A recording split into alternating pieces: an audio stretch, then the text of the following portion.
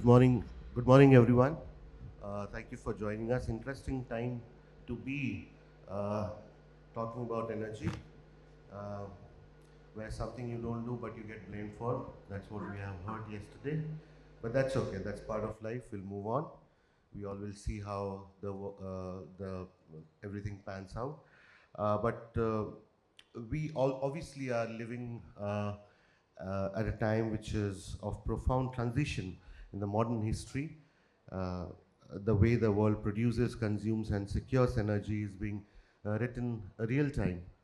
Every morning there's a new story, probably. So for India, this is more than a transition, it's a pivot that will define our growth story for decades. So, how do we ensure that energy security in a world of geopolitical shocks? How do we balance our surging demand and ambitious decarbonization goals?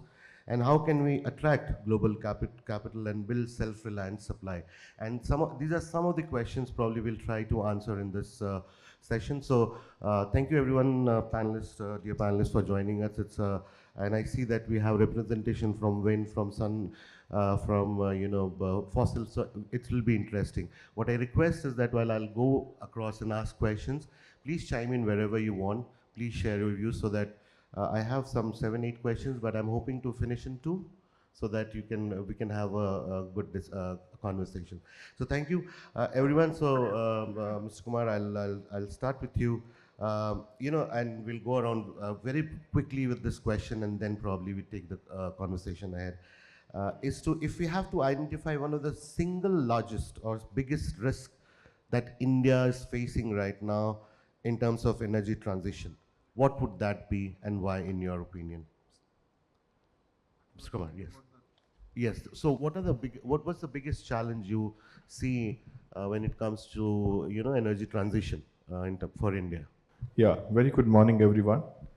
When I look at the energy transition, I think we are going fast on our track for generating more and more renewables.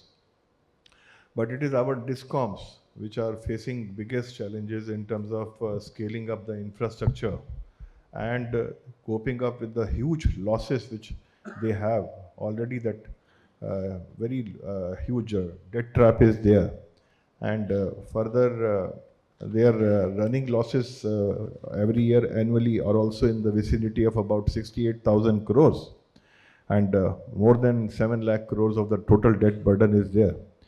And discoms actually, because of their poor financial conditions, face tremendous liquidity crisis for making the timely payments. So any effort which is made for the generation of the renewables needs to be matched up or paired up with the appropriate transmission infrastructure. And it is in this area that I see that discoms are facing the biggest challenge. All right. Thank you so much. Mr. Tati. Yeah, hello. Yeah, I think just to add to what Sir said, some of the key challenges, I would answer this in 2 parts. One in terms of the challenge, that is the potential care or the risk that we need to take in the transition. I think the first and foremost, I think the speed at which things have to happen in terms of meeting our goal of 500 gigawatts by the first review period of 2030. I think there are a few elements which are critical. Of course, there is a strong, collaboration between governments, both at the center, even at the states, as well as with the industry on handling these challenges. But if I were to just name the top few, I think the first one is really the grid, as I say, transmission grid, and our speed at which the renewable energy can be built out versus the speed at which grid is getting built out. There is a lag in that space. So that's one area. The other important area associated with grid is on the design side. I think historically our grids have traditionally been designed for conventional energy. I think now we have to move in the new era of distributed generation, and it's bringing in a lot of new concepts. So I think the designing of the grid and its resilience for future growth is something that's the second element. I think the third element that is there is on the last mile.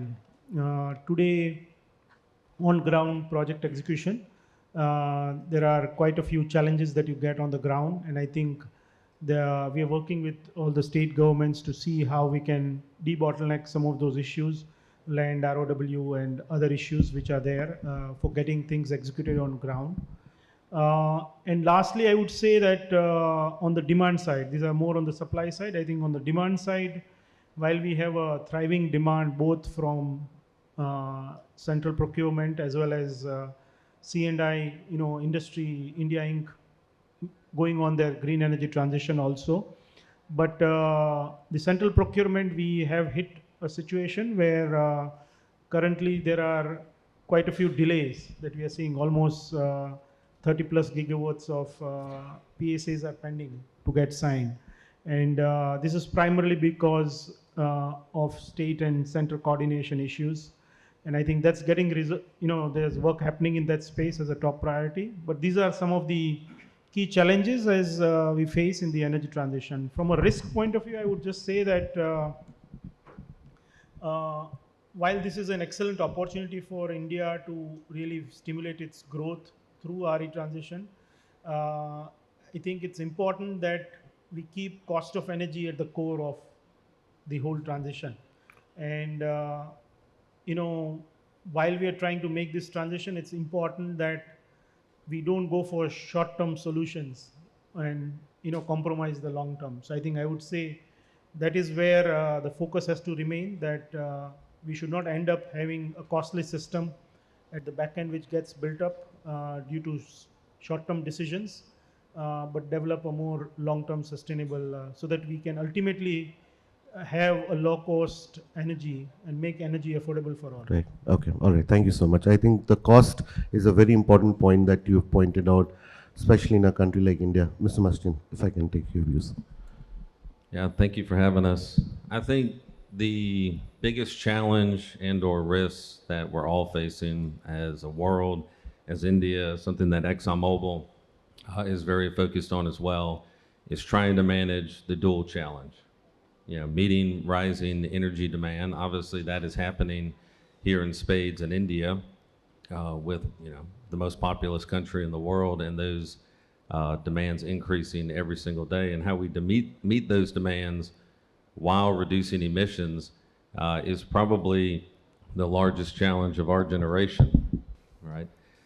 So coupled with that, you mentioned cost earlier. I think the affordability around energy is absolutely critical. I applaud the government of India for their focus, and it was mentioned in both the keynote speech and the Honorable Minister's remarks today as well.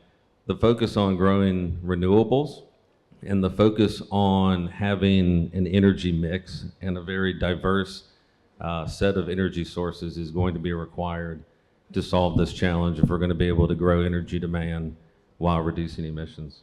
And I think that speaks to affordability as well. ExxonMobil every year produces what we call our energy outlook. We just published that over the last couple of weeks out to 2050, and you'll see in there that the energy usage per capita in India is less than 50% of the global average. And it's not because people don't want it or don't need it, it's because they can't afford it. Right? So working together between government and between industry partners to bring energy to people in an affordable manner while reducing emissions is something we're definitely focused on, and I think is something that we're going to work together for many years to come. Thank you. So from grid to affordability and managing emission, that's come out till now. Mr. Sanjay Khanna, if I can come to you. Good morning all. At the outset, first let me thank ET for giving me this opportunity.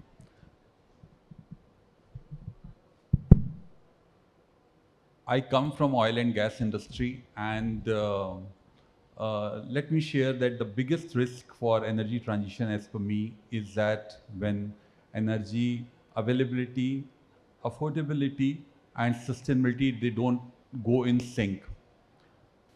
For example, way back when COP26 had come, oil industry was almost written off. It was told that it is a sunset industry, and we have seen in last 3 years the way it has gone.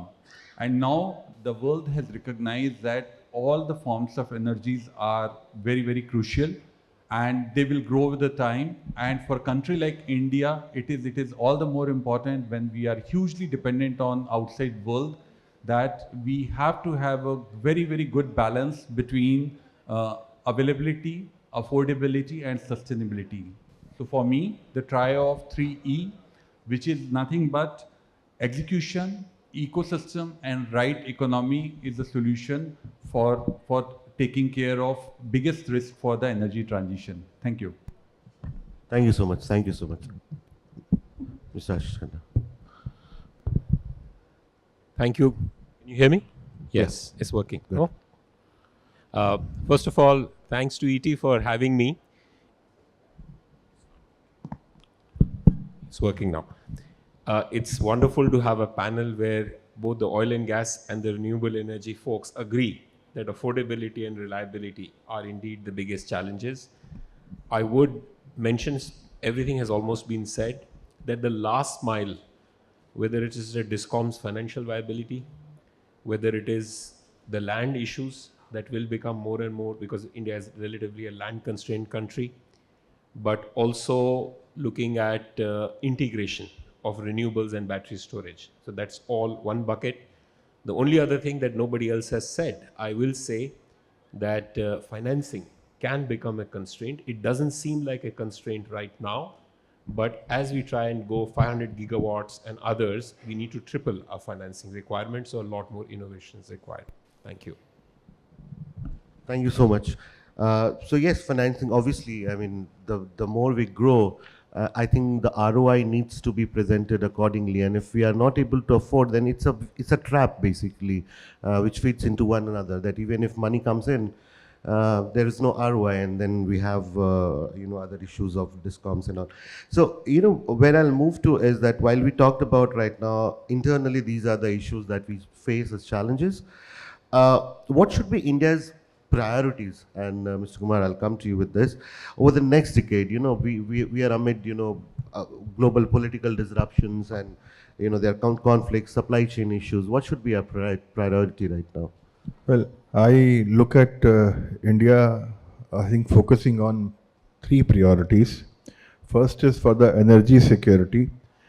Our imports of the oil are in the vicinity of about 85%, and though 50% of it is coming from the gas, diversification of the energy resources is extremely, extremely important for us. This gains more further relevance in view of the wars going on between Ukraine, Russia, and in the Gulf region with Israel. There are already geopolitical tensions which are adding to the cost of the fuel imports. And unless and until we diversify, carry out our more and more R&D and focus on generation of renewable energy, making ourselves as independent as is possible, and rather overreaching our share of the renewable energy in the total energy requirement, the better it is for the country. We also need to basically forge strategic relationships and alliances with some other countries rather than focusing on few countries. We need to look towards Africa, Latin America, and ASEAN countries for the minerals, rare earths, and add to our stockpiles, which is required. Second, focusing on the indigenous manufacturing and seriously looking into the issues which are at the core of the circular economy by recycling many of these electronic gadgets and such equipments from where we can actually retrieve our rare earths and minerals at a very reasonable cost. It will help us not only in our quest for decarbonization, but also increase our independence on all these issues which are very, very important and at the core of these manufacturing of the PV cells and batteries and other such kind of equipments. Third, I believe, is the flexibility in the energy storage, and we need to basically focus on the smart grids and making investments in the transmissions and also for the storage, and creating more and more areas where we can carry out our generation of the RE without any constraints or without any risks.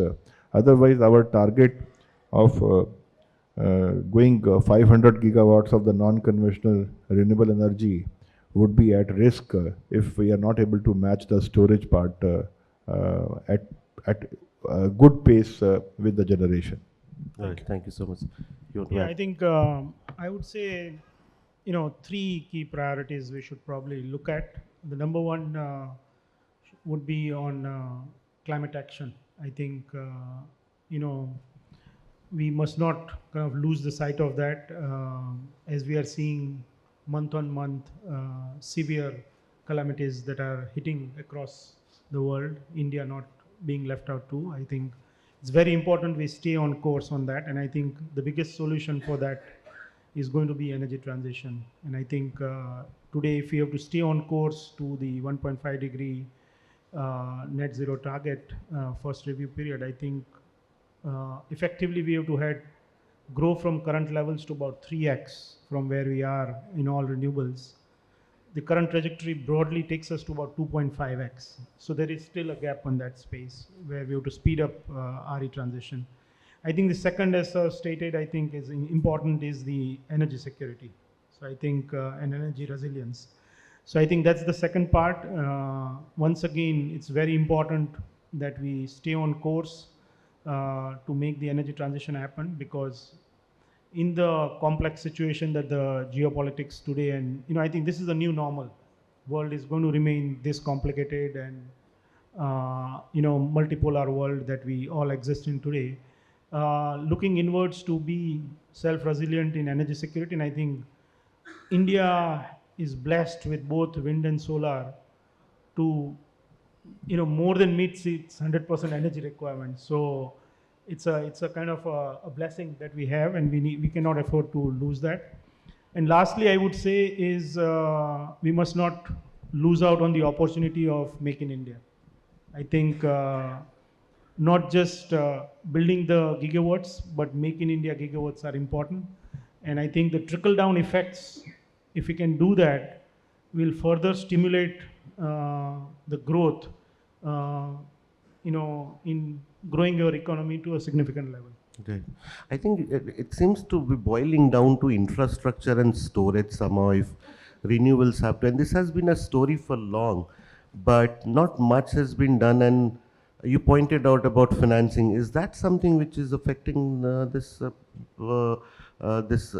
area where storage and grid is something that we have not been able to work much? Because renewables we have been blessed for a long time, and we know that. But I think even in storage, if you look at storage today with the current state of affairs of storage in terms of the economic viability, we are now reaching that tipping point where you will see a significant scale up of storage now, because the price points are reaching where a combination of wind, solar, storage, the RTC power. Today the last discovered tariff of FDRE, full round-the-clock power that we've got is about 5.06. So today, a 24/7 renewable energy power, wind, solar, and storage together is delivering a cheaper cost than any other source in the conventional energy. And this is not considering the cost of carbon. So the solution is there, the speed up has started, and we are seeing the growth happening now. You want to add something? I would just like to add few points. If we see the growth of the solar, MNRE data shows that from the financial year 24-25, India added 25 gigawatts of the renewable capacity, which was a 35% jump over the previous year. The reasons which I foresee is that penetration was easier and generation was much simpler because technology was available for the PV cells and the rooftop solar picked up very fast. But the same thing has not really matched up with regard to the batteries. The cost of batteries, their life cycles are still quite a big challenge, and I think it requires much more investments before they can also be reliable. Otherwise, the combined cost of the renewable for the 24/7 kind of energy supply will be very, very high. And every 7 to 10 years, or maybe going up to 12 years also, if you have to replace the batteries, and while the panels, solar panels will continue to remain the same, this is going to add to the recurring costs also, big deterrent for the simple retail prosumers. That is the thing in which we need to now focus. And until and unless we are able to address the diurnal character of the solar power and the intermittency, we will not be able to tide over the crisis. Yeah, correct.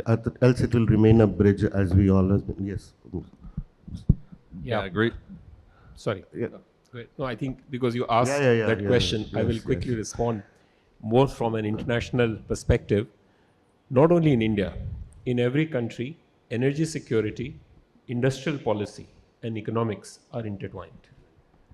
So the question on storage is, first of all, we don't have the industrial policy of supply chain as we are envisaging on solar PV for India. We're still one country dominating 95% of batteries, so that is a problem. Second, as the Honorable Minister very rightly said, we released two reports on short duration storage and long duration storage. I think India needs to experiment with a range of storage technologies rather than battery. Pump storage, very good, but there are so many others on molten salts, liquid carbon dioxide. So it will be a holistic experience, both looking from an industrial policy and energy security, and finally the economics, because the net cost, as India is experiencing for round-the-clock bids and others, has to be lower, taking account of variable renewable energy. So we are just getting there, where now it's becoming a lot more competitive with solar and battery, lower than the coal and others, but then a lot more innovation and R&D is required for India's context on other technologies. Yeah, and it's not like the impossible trio which cannot be achieved in terms of economics that can be done. Mr. Mustin, what's your view in terms of in priorities that India should have right now? And I'm sure now that you're here, you have a better view of how what the country requires.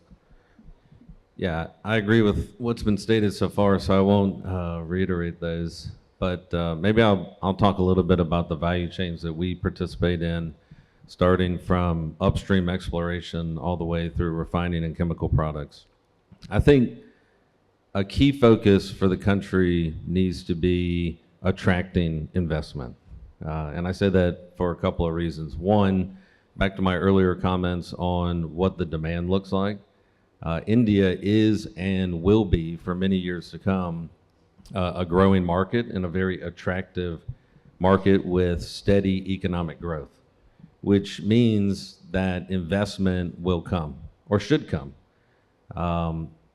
We need to be focused on making India investable and attractive for foreign investment. So improving the ease of doing business, that's been one observation that I've had in the 9 months that I've been here in country that does impact the view of foreign investors in India. You know, that's things like non-tariff barriers, things like regulatory framework and policies. Tons of great work has been done. You look at the Oil Field and Regulations Act that was passed in March of this year. That moved in a big direction, right? Making legislative reform and improving investor confidence in putting capital down in India. That was a great first step. I would encourage us to think about what are the next policy changes and legislative reforms that make India competitive on a global scale. If you look at a company like ExxonMobil, or a lot like a lot of the international oil companies, where ExxonMobil is spending $23 to $25 billion a year in the energy transition, and where we decide to place our capital is largely informed on the return of that investment. So to me, it's a really good relationship between ExxonMobil and India, or any industry partner for that matter, because there's so much demand here. And when we look at investing, we're usually either investing near the feed source or near the demand source. There's a lot of demand here, maybe not as much feed in some of the value chains that we participate in. So I think it's absolutely critical to focus on policy transformation to ensure that companies like ExxonMobil can invest and will invest in the future, and also so we can bring our expertise to bear, right? ExxonMobil's been doing this for 140 years around the globe. I think we have a lot of insights and a lot of capabilities that we can bring to India, and I think we are doing that. But I think we can do that in an even bigger way through capital investment in the future if we see some of those changes. All right. So foreign investment. So I'll come to that because we have had a stable government for last three terms, and policies have pretty much been stable. So there could be something else that is required. While I'm come to that to Mr. Ashish Khanna also, I'd like to go to Mr. Sanjay Khanna for your views on two things. First is obviously what should be the priorities, and second thing, Mr. Kumar here pointed out that we should spread our how we are procuring. So I think already as BPCL, you're looking at not just one source. I mean, Africa, as you said, Latin America. We already have investments through our explorers there, I'm sure. In fact, whenever we come to Bombay, one of the common questions with all the reporters are that how much Russian oil you are procuring it, and our answer to them Correct. is that it is not the Russian oil. Wherever we get the most cost-effective oil, because for us security is most important. So coming back to the main question of what are top priorities for energy security, I think first and foremost, the top of the thing is that how we can enhance our own upstream production. And I'm very happy to share the recent initiative of government at the policy level. I think we are expecting big thing to happen. Upstream people are envisaging another Bombay High, or even bigger than the Bombay High is there yet to explore, and they are working on it. And that will give us a huge advantage. This is point number one. Second is that, as Additional Secretary Sir had told, energy efficiency improvement. I think that is one arena where we have personally witnessed where in last 10 years, our refinery efficiency has gone up with almost 30 to 40%. The thing which was using 100% fuel energy, it has gone down to almost 60%. So that, and I'm sure in every industry this will be low hanging fruit, and they will be working on it. Third and most important thing is clean and green fuel. Already India has demonstrated that how in a very short span of time we can go for ethanol blending, and it has gone from 1.5% to 20%. The target which was set for 2030, it could be demonstrated in 2025. A lot is being done in the field of green hydrogen, SAF, and I'm 100% sure that in the time to come, India will be demonstrating to the world that how we can enhance our clean and green molecule in a very short span of time. And I'm sure that story of ethanol will be repeated for green hydrogen and SAF for all those type of fuel which are required in future. Thank you. Yeah, thank you. That's an emerging field which we're really keenly watching, the green hydrogen, obviously, and India should. So I'll probably next 5 minutes, I'll try to focus on something which has come up, which Mr. Mastin also talked about. And I'll come to Mr. Ashish Khanna for this, because you have this, probably this is in your mandate, how to bring finance to this sector, which so that it becomes more and more reliable and doesn't remain a bridge which it has been called solar, that is. So what we do, we already have a stable government, policies have been more or less stable. What's lacking? One important question is, why are long-term institutional investors like pension funds and sovereign wealth funds not investing in energy as much they should be investing? Let's look at transmission. Transmission leads 17 lakh crores of investment, but there is very little investment from India's EPFO, LIC, as well as $3 trillion that are with Japanese, Middle East and Canadian pension funds. So I think that's a good policy problem, because all of them are interested in long-term 25, 30-year assets with stable returns. And transmission provides a classic example of that, including renewable energy. So I would say the government has already got a great instrument, infrastructure investment trusts. Unfortunately, they have not achieved their desired objective. And the government has again said that they want to ramp up the total investments that should be done in infrastructure investment trusts. So I would say the combination of how infrastructure investment trusts are used to create a pipeline of couple of $2 billion for next 5-7 years, tapping international pension funds and sovereign wealth funds is one opportunity that definitely needs to be explored, including Indian EPFO, which for the first time invested in the transport investment trust, infrastructure investment trust, not in energy till now. The other element is, I think, what additional forms of local savings translating into long-term assets for infrastructure are required. We have gone from a perspective of development financial institutions lending large amounts of money. I think some bit of incentivization of longer term infrastructure financing will be required. One sticky issue though is that a lot of foreign investment, when hedged, comes out to be much more expensive than what local CPSUs are able to attract locally. So that's a capital market question on credit ratings. But those are some of the questions on investments that I think will definitely help meeting the huge energy transition investment requirements. Just to add to what Ashish is saying, I think this is very critical. Especially the long-range funds. Currently, if you see even in the whole RE sector, the large investments that have come are all short tenure. So they are ranging from 5 to 7 years, other than the captive or the utility customers. And we are attracting a lot of global funds in this space, but it's of a short term in nature. So I think if we can make that transition to have long funds into RE transition, it will be a big boost to the industry, primarily because if you see for both like in wind and solar, our operating cost, the biggest cost is cost of fund, because fuel cost is zero. So from that point of view, I think it's very critical that if we can have that few basis points reduction in our cost in that, it will be of great help in bringing down enhancing the affordability, as we spoke about earlier. Huge help in that, and also speeding up the transition. Thank you.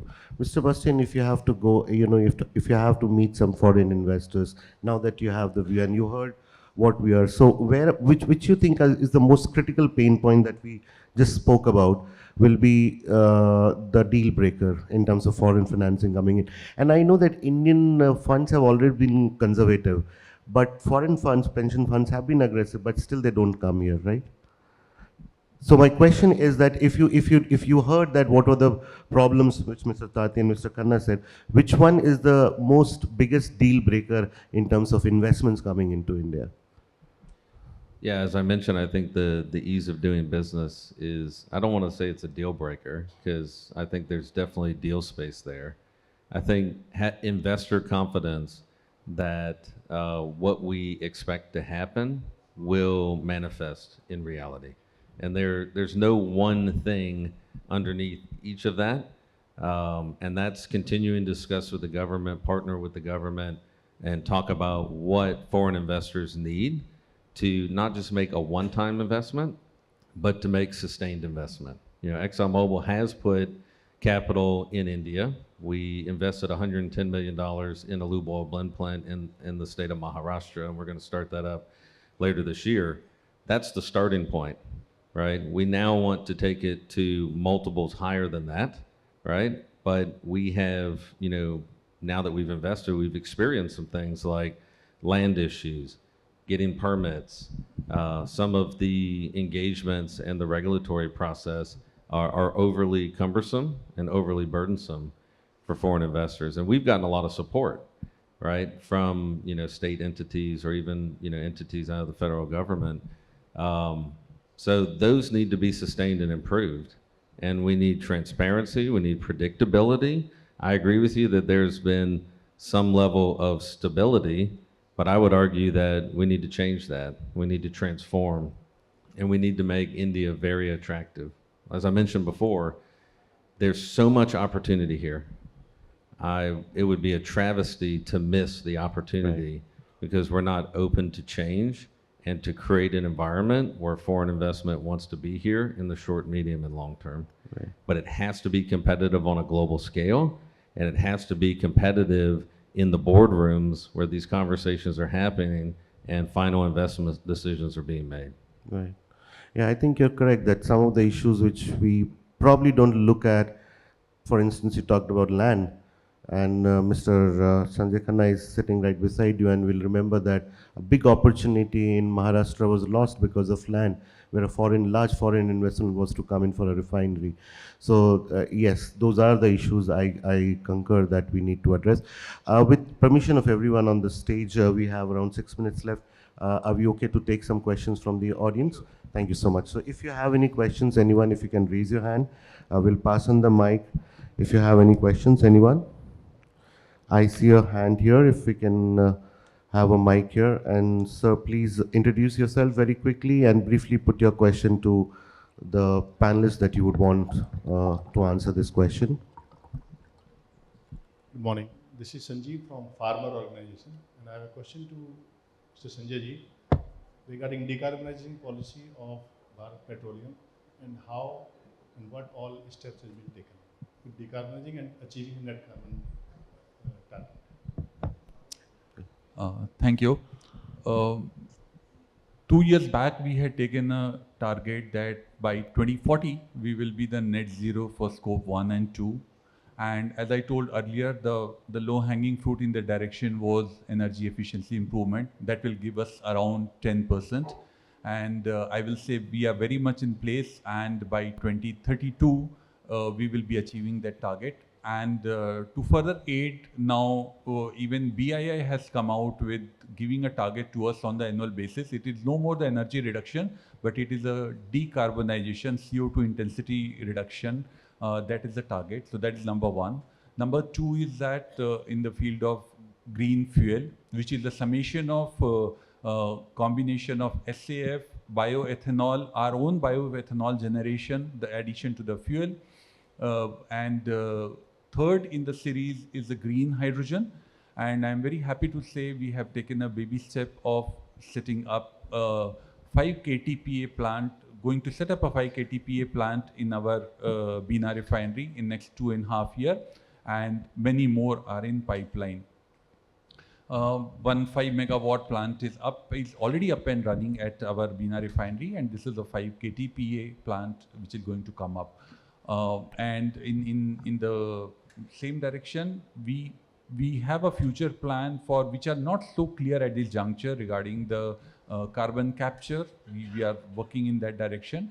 And I'm sure that in a time to come, even with the maturity of that technology, we will be in that place also. So we are quite ambitious. By 2040, we will be having a decarbonization for both scope 1 and scope 2. Thank you. Thank you.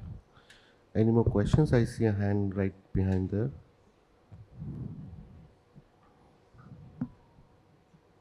Good morning, I'm Yash Malik. I'm ex-ONGCian.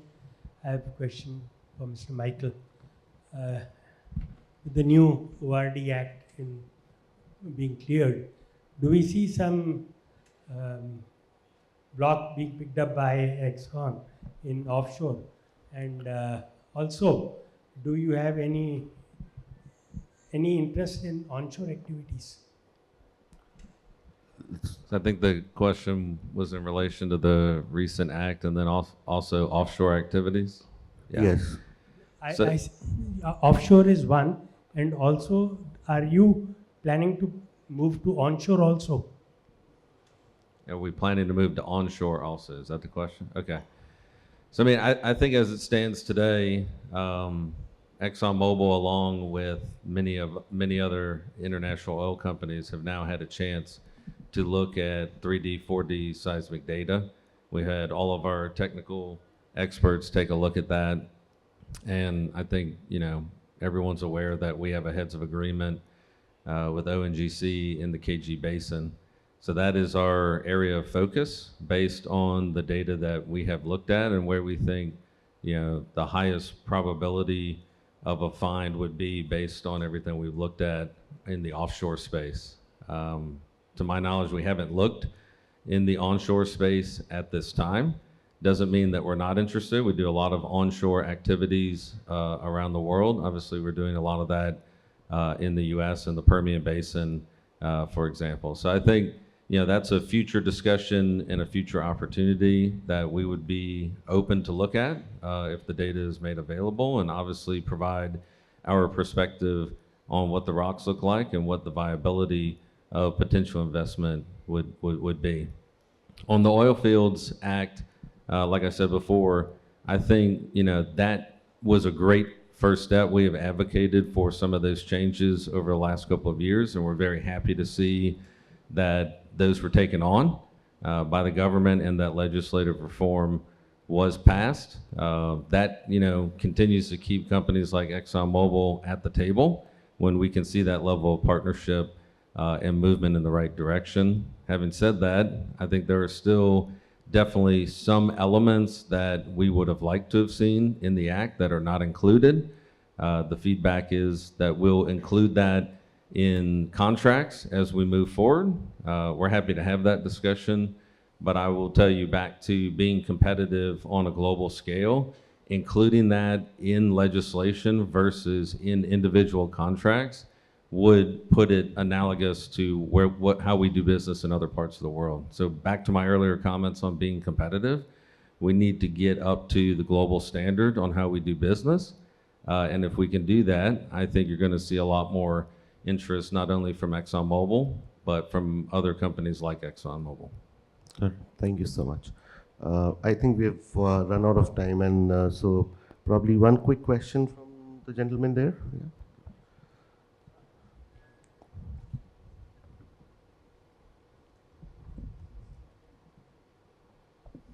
Sir, myself Rajiv from Bihar State Power Holding Company Limited. I would like to ask from Tati sir.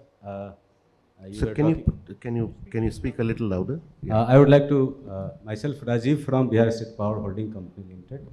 I would like to ask Tati sir about he was talking about modernization of grid. We are already working on a smart grid. What further we need to change in our grids? First thing, and the other thing I would like to know about the Suzlon's experience in the early days, and they have faced with grid.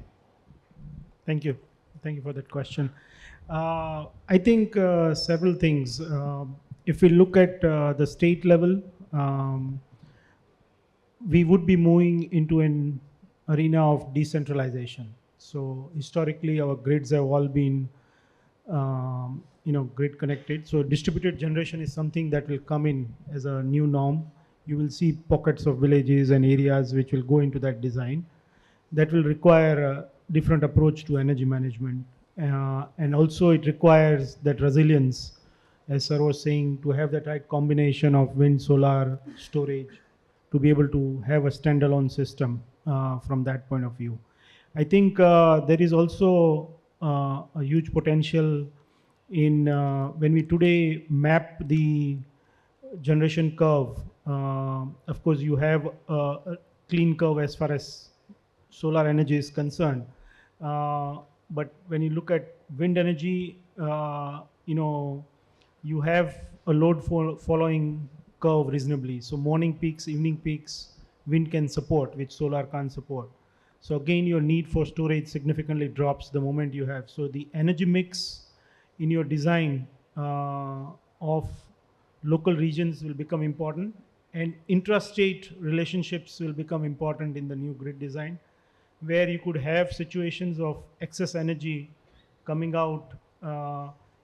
Basically, I mean, battery has to be your last kind of requirement in the whole system. Primarily, you have to meet the requirement with wind and solar. And also, if there is an opportunity for set-off, because there is excess generation in some states when other states are in another situation. Right now, those states are putting battery to move their power. Other states are following their own. So there is a need to kind of collaborate at a national level to make sure that we unnecessarily don't increase the system cost by adding too much battery also. So in the right amount, that needs to be required from that point of view. Just to take your question on the early days, I think I think the quality of grid was a bigger challenge when we started. To be able to have a generating source with variable generation like wind power, to be able to stay onto the grid was a big challenge at that time. And I think as our grids have matured, also the wind technologies have matured, we are able to have a good kind of operating condition in the current situations. So I think overall the quality of grid improvements have been significant, both in terms of the frequency and the reactive power management, which ensures that we are able to hook on different sources of energy and kind of balance. Of course, the whole energy management issue itself is going to become more and more complex. And I think that's where companies like ours are working on making sure that we are able to provide control systems at the front end where you can plug in multiple energy sources of energy, conventional and renewables, and do a proper forecasting and energy management. So I think that is another area which will become very critical. All right. Thank you so much. We've exceeded time, so I think we'll have to wrap up. I think few of my observations which I came, which infra, obviously we spoke about that it has improved, but long way to go. And if you have to get money to get that thing done, we need to change some of the policy level issues. Land obviously was there, and oil fields, we heard that, we need a more level playing field for foreign companies also to come here.